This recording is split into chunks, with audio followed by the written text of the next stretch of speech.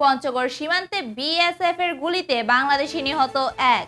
Lebanon থেকে দেশে ফিরলেন আরও 105 বাংলাদেশি। ইউক্রেন জুড়ে রাশিয়ার অতর্কিত হামলা, নিহত 12। ডোনাল্ড ট্রাম্পের সমালোচনায় কিউবার সরকার।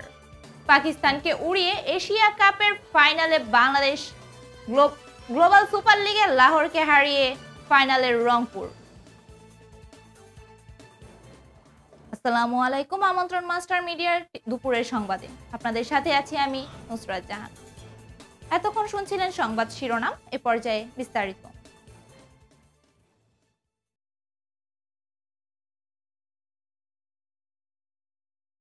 পঞ্চগড় সদর উপজেলায় ভারতীয় সীমান্তরক্ষী বাহিনীর বিএসএফ গুলিতে আনোয়ার হোসেন 36 নামে বাংলাদেশি নাগরিক নিহত হয়েছেন। শুক্রবার ভোরে সদর উপজেলার হাড়িভাষা ইউনিয়নের মোমিনপাড়া ও ভারতের সিংপাড়া সীমান্তের মেইন পিলার 751 এর 8-9 নম্বর সাব পিলারের মাঝামাঝি এলাকায় তাকে গুলি করে হত্যা করা হয়। এমন নির্মম হত্যাকাণ্ডকে কেন্দ্র করে এলাকাটিতে বেশ চাঞ্চল্যের সৃষ্টি হয়েছে। চট্টগ্রাম নগরে একটি বাসায় ঢুকে ডাকাতি করতে গিয়ে ধরা পড়েছেন পুলিশের এক এএসআই সহ 6 জন। ধাওয়া খেয়ে পালানোর সময় এসআই সহ 6 জনকে ধরে ফেলে স্থানীয় বাসিন্দারা। বৃহস্পতিবার রাতে নগরের বাকলিয়া থানার কল্পলোক আবাসিক এলাকার একটি ভবনের 9 তলার একটি বাসায় 16 জনের একটি ডাকাত দল 8 ভরি স্বর্ণালংকার ও 35,000 টাকা লুট করে। আরো দেখুন ভিডিওতে। যুদ্ধবিধ্বস্ত লেবানন থেকে আরো 105 বাংলাদেশি নাগরিক দেশে ফিরেছেন। বৃহস্পতিবার রাত 11টায় এমিরেটস এয়ারলাইন্সের ফ্লাইট করে ঢাকার বিমানবন্দরে পৌঁছালে তাদের অভ্যর্থনা জানান পররাষ্ট্র মন্ত্রণালয়, প্রবাসী কল্যাণ ও বৈদেশিক কর্মসংস্থান মন্ত্রণালয় এবং আন্তর্জাতিক অভিবাসন সংস্থা IOM এর কর্মকর্তারা। আরো দেখুন ভিডিওতে। ইউক্রেন জুড়ে রাশিয়ান বাহিনীর অতর্কিত হামলায় অন্তত 12 জন নিহত হয়েছে।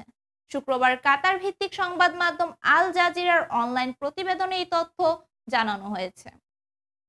ইউক্রেনের স্থানীয় এক গভর্নর জানিয়েছেন, দক্ষিণ পূর্বাঞ্চলীয় জাপোরিজিয়ায় রাশিয়ার হামলায় নিহত হয়েছে 10 জন।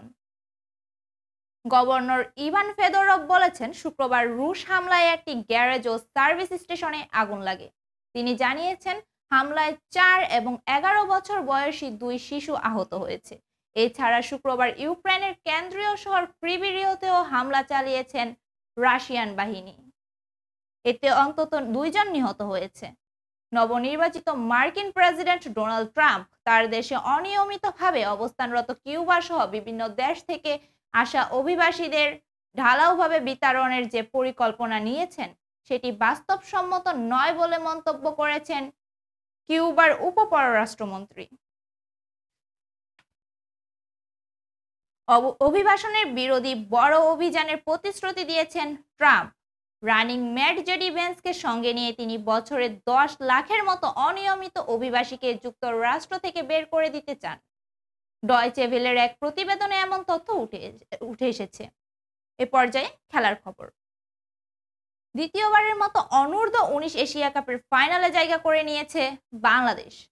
সেমিফাইনালে পাকিস্তানকে 7 উইকেটের বড় ব্যবধানে হারিয়ে শিরোপার আরও এক ধাপ কাছে পৌঁছেছে লাল সবুজের যুবারা। দুবাই আন্তর্জাতিক ক্রিকেট স্টেডিয়ামে টস জিতে পাকিস্তানকে ব্যাটিংয়ে পাঠায় বাংলাদেশ। আরো জানাচ্ছেন নাহিদ কামাল। গ্লোবাল সুপার লিগে কঠিন সমীকরণের হিসাব মিলিয়ে পাকিস্তানের লাহোর কালান্দার্সকে হারিয়ে ফাইনালে উঠেছে রংপুর রাইডার্স। গায়ানার প্রভিডেন্স স্টেডিয়ামে বৃষ্টির কারণে মাত্র 9 ওভারে নেমে আসা ম্যাচটিতে লাহোরকে 23 রানে হারিয়েছে রংপুর। আগামীকালের ফাইনালে রংপুর খেলবে অস্ট্রেলিয়ার ভিক্টোরিয়ার বিপক্ষে। বিস্তারিত জানাচ্ছেন সাবিজ সারোয়ার। এ পর্যায়ে ভিন্ন প্রসঙ্গ। পুষ্পা 2 দেখতে গিয়ে নারীর মৃত্যু, আল্লু অর্জুনের বিরুদ্ধে মামলা। হায়দ্রাবাদে পুষ্পা 2 ছবির প্রিমিয়ারে পদদলিত হয়ে এক নারীর মৃত্যুতে কেন্দ্র করে মামলার জালে ফাঁসলেন প্যান ইন্ডিয়া তারকা আল্লু অর্জুন।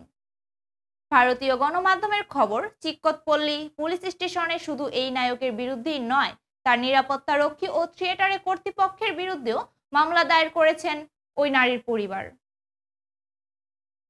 দর্শক, এই ছিল দুপুরের সংবাদ আয়োজনে। পরবর্তী সংবাদ দেখার আমন্ত্রণ জানিয়ে এখনকার মতো এখানেই শেষ করছি।